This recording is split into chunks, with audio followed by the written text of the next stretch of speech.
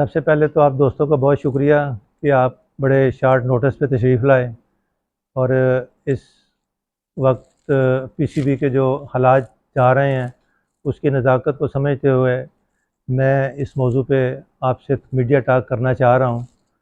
इस वक्त पीसीबी एक आइनी बहरान की तरफ जा रहा है और कानूनी जंग जो मुख्तलिफ वेस्टेड इंटरेस्ट के हवाले से शिद्दत अख्तियार करती जा रही है, मैं उसकी रूट काज़ नजम सेठी साहब की क़यादत में बनी।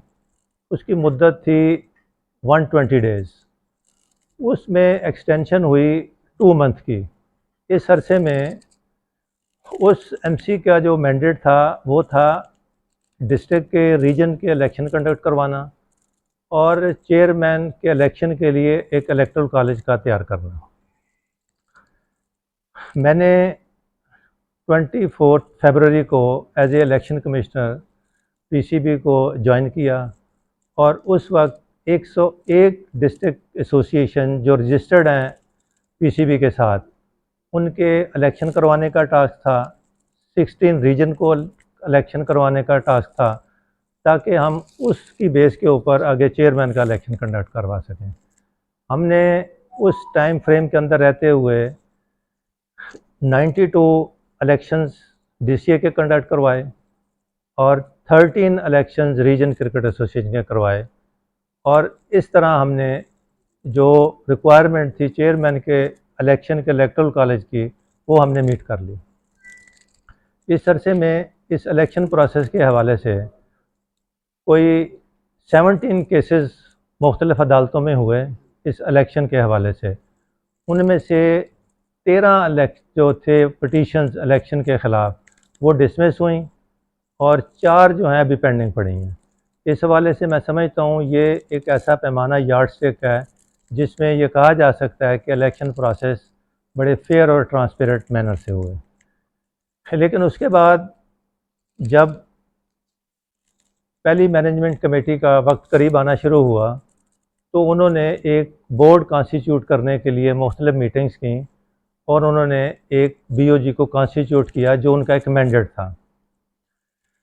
लेकिन 20 जून को मिनिस्ट्री ने ये एक नोटिफिकेशन जारी कर दिया कि उनकी टेन्योर ख़त्म हो गई है और उसके बाद वो जो आखिरी दिन उन्होंने बनाया था, बोर्ड कॉन्स्टिट्यूट किया था, उन्होंने उसको रिजेक्ट कर दिया और मैंने एज ए एक्टिंग चेयरमैन के तौर पे ऊपर पीसीबी का चार्ज संभाला।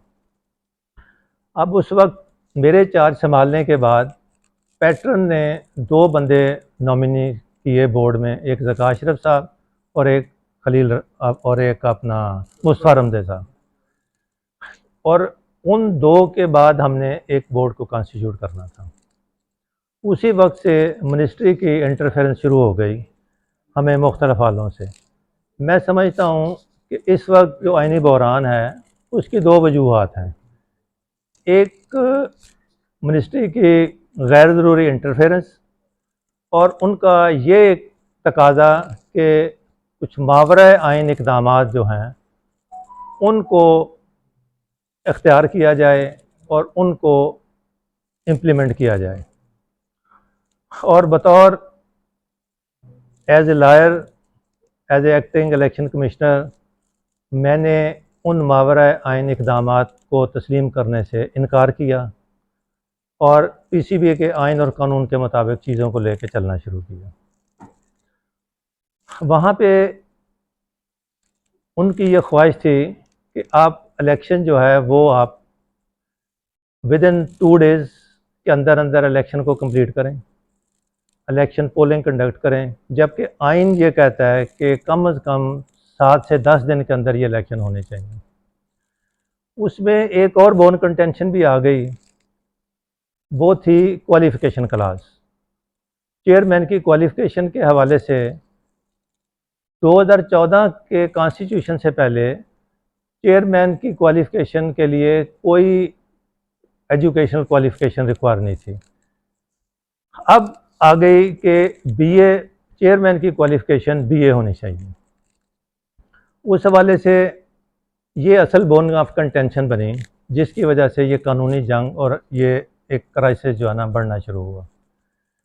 मुझे ये कहा गया कि आप नॉमिनेशन फॉर्म में ये जो बीए की जो साथ सर्टिफिकेट की जो क्लास अटैचमेंट की है आप उसको वेव कर दें।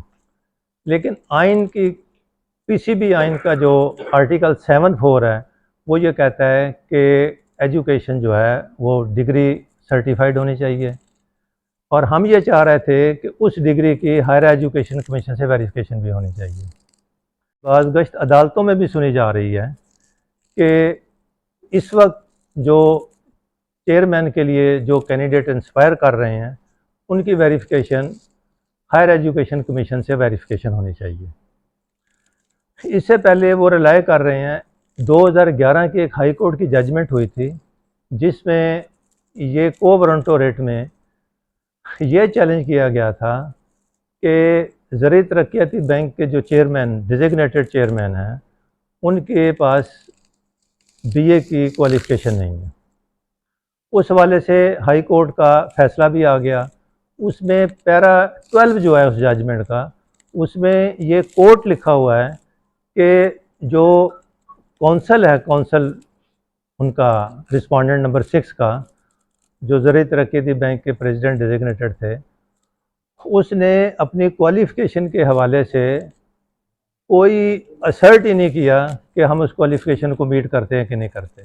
उसके नतीजे में वो रेट पास हो गई और वो को वारंटो अलाउ हो गई।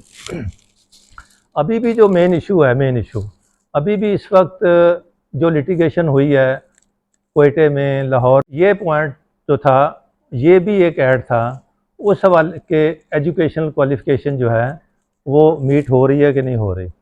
मैंने जब अपने नॉमिनेशन फॉर्म में इस क्लास को मैंडेटरी करार दिया कि डिग्री के हवाले से आपने वो सर्टिफिकेट साथ लगाना है और हमने इसको हायर एजुकेशन कमीशन से वेरीफाई करना है, तो उसके बाद उन्होंने ये प्लान किया कि अब हम नई एमसी लगाएंगे, नया इलेक्शन कमीशन चेंज करेंगे और उसके बाद मावरा आइन इकदाम जो कॉन्स्टिट्यूशन से हट के उसके ज़रिए सिलेक्शन को कंडक्ट करवाएंगे। अब इस हवाले से मेरा ये पॉइंट ऑफ व्यू थे था कि ये बातें पैटर्न इन चीफ को भी पहले वेरीफाई करनी चाहिए कि आप जिस बंदे को नॉमिनेट कर रहे हैं वो पीसीबी के आइन के कॉन्स्टिट्यूशन के मुताबिक वो उस एलिजिबिलिटी क्राइटेरिया को फुलफ़िल कर रहा है कि नहीं कर रहा। मैं समझता हूँ कि इस हवाले से इसको इनको चाहिए पीसीबी को, डेजिग्नेटेड चेयरमैन को, कि वो अपनी फौरी तौर पे हायर एजुकेशन कमीशन से वेरीफाई करवाएं और ये जो मामला कोर्ट में है कोर्ट के फ़ैसलों का एहतराम करें और जो मामला आइन और कानून के मुताबिक चला जाए। ये कॉन्स्टिट्यूट की जाती है और उस बोर्ड के ख़िलाफ़ इंक्वायरी की जाती है किसी भी मामलात के हवाले से कि वो अल्ट्रा कॉन्स्टिट्यूशन है, कॉन्स्टिट्यूशन अगेंस्ट काम कर रही हैं। बग़ैर इंक्वायरी के बोर्ड ख़त्म नहीं हो सकता और एमसी बन नहीं सकती। एमसी के लिए बोर्ड का होना ज़रूरी है और एक इंक्वायरी का होना ज़रूरी है। अच्छा सर, ये फरमा दें कि आपने कहा ना कि गैर आइनी जो है वो इकदाम के लिए आपके ऊपर प्रेशर डाला जा रहा था मिनिस्ट्री की तरफ से, तो आप किसी का नाम बता सकते हैं कौन आपको मजबूर करता था ऐसे कामों के लिए? ज़ाहिर मिनिस्ट्री को एक महकमा है ना, कोई बंदा भी तो होगा आगे, वो उसका देखें, नाम बता मिनिस्ट्री के सकते साथ जब हमारी मीटिंग्स होती थी उसमें वो ओपनली हमें ये क्या करते थे मीटिंग में, जिसमें मिनिस्टर भी बैठता था, सेक्रेटरी भी बैठता था, उनके एडिशनल सेक्रेटरी भी थे। तो ये तो रोज़ रोशन की तरह आयाम बातें हैं कि मुझे वो ये कह रहे हैं कि आप इलेक्शन जो है विद इन 2-3 डेज़ में करवा दें, जबकि कॉन्स्टिट्यूशन में ये है कि विद इन 7 to 10 डेज़ के अंदर आपने वो इलेक्शन करवाना है, क्योंकि उसमें जिस बंदे ने भी इलेक्शन में पार्टिसिपेट करना है उसके लिए कुछ एक टाइम रिक्वायरमेंट कॉन्स्टिट्यूशन में रिक्वायरमेंट है ये लिखी है। ये पाकिस्तान की वन ऑफ द यूरेटिव पोस्ट है, हम्म, चेयरमैन पीसीबी, और इस पोस्ट के ऊपर दो बड़ी सियासी जमातों के सिंह भी फंसे एक वक्त हम्म। में। सिंह फंसने की ऑप्शंस नहीं नजर आ रही आपको कि चेयरमैन की क्वालिफिकेशन, एजुकेशनल क्वालिफिकेशन और इधर उधर वो आटा गूंदी लिखी वाली बातें बन रही है। ये कि उसी की कंटिन्यूटी तो नहीं है कि मिनिस्ट्री फेडरल गवर्नमेंट में पीडीएम बैठी हुई है, मिनिस्ट्री उनके पास है, अपनी मिनिस्ट्री है। ये जो जिनको चेयरमैन लाना है उनकी भी बड़ी क्लियर इंडिकेशन होती है। ये हो क्या रहा है, इसका पॉलिटिकल मोटिव क्या है? सर जी देखें, ये अब थ्योरी एक बना सकते हैं, पाकिस्तान में थ्योरी तो बनाना एक मतलब लॉजिक पे बन जाती है, लेकिन इसका जवाब तो बनती है कि नहीं बनती? लेकिन जवाब इसका कॉन्स्टिट्यूशन में, जवाब कॉन्स्टिट्यूशन में ये मौजूद है कि आर्टिकल 7 में कि इलेक्शन के लिए एक प्रोसेस अडॉप्ट करना चाहिए, उसमें क्वालिफिकेशन लिखी हुई है वो होनी चाहिए। अगर वो क्वालिफिकेशन अगर वो को कर ले पूरी, तो मेरा ख्याल है ये थ्योरी सब फेल हो जाएंगी। सर अगर अभी ज़का अशरफ अपनी डिग्री की अपना तस्दीक करवा देते हैं हायर एजुकेशन कमीशन से, फिर ये सारा केस क्लोज हो जाएगा? ये उसके बाद बोर्ड वाला एक इशू है, फॉर्मेशन ऑफ बोर्ड। एक बोर्ड 20 को बना, एक 14 को बना। अब देखना ये है, ये क्योंकि मामला ये कोर्ट में है, ये मामला कोर्ट 17 या 18 तारीख तक ये डिसाइड कर देगी।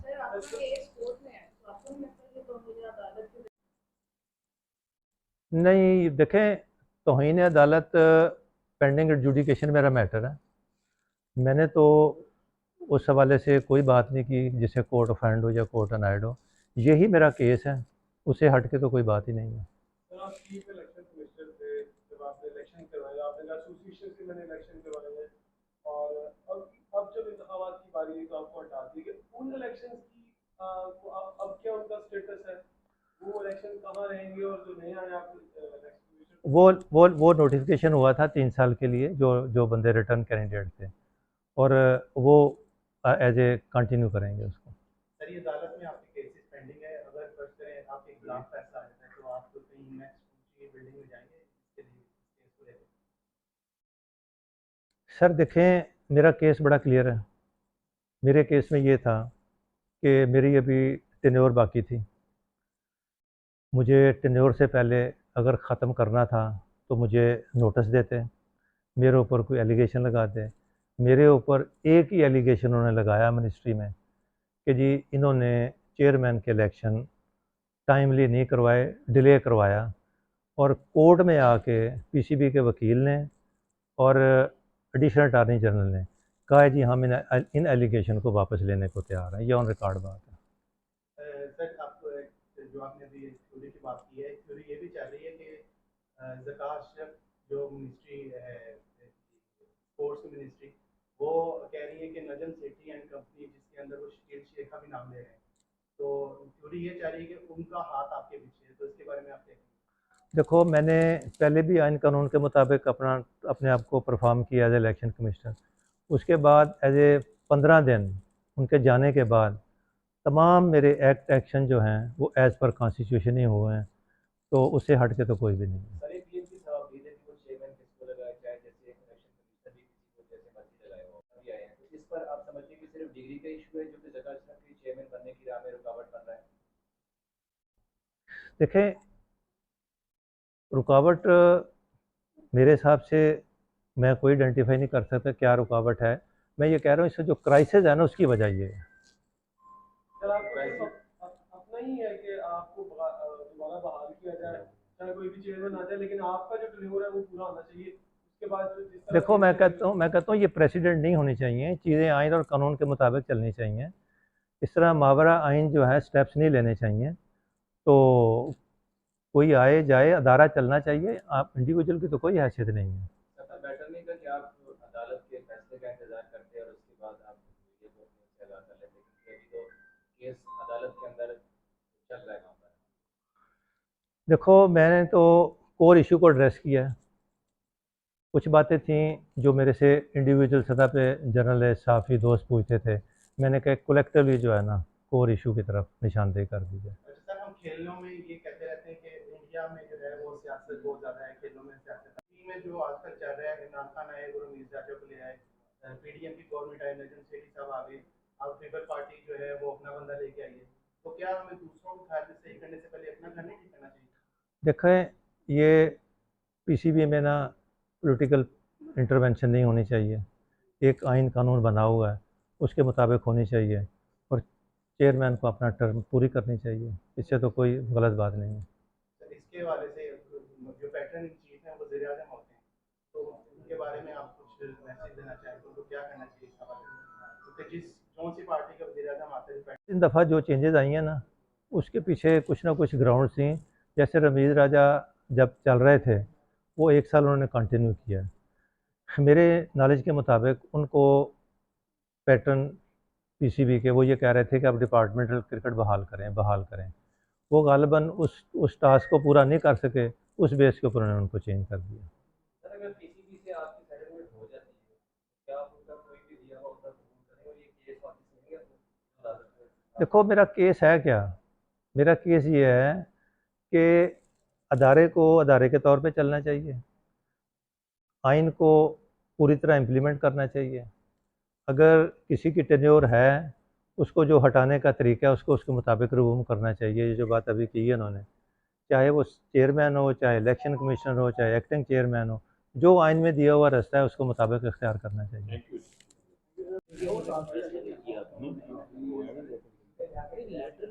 लेटर सीसी पे उन्हें लिखा डीसी तो जनाब हेलो बात परवेज लाई वाले मामले अल्लाह वो सारी पार्टी का मकसद एक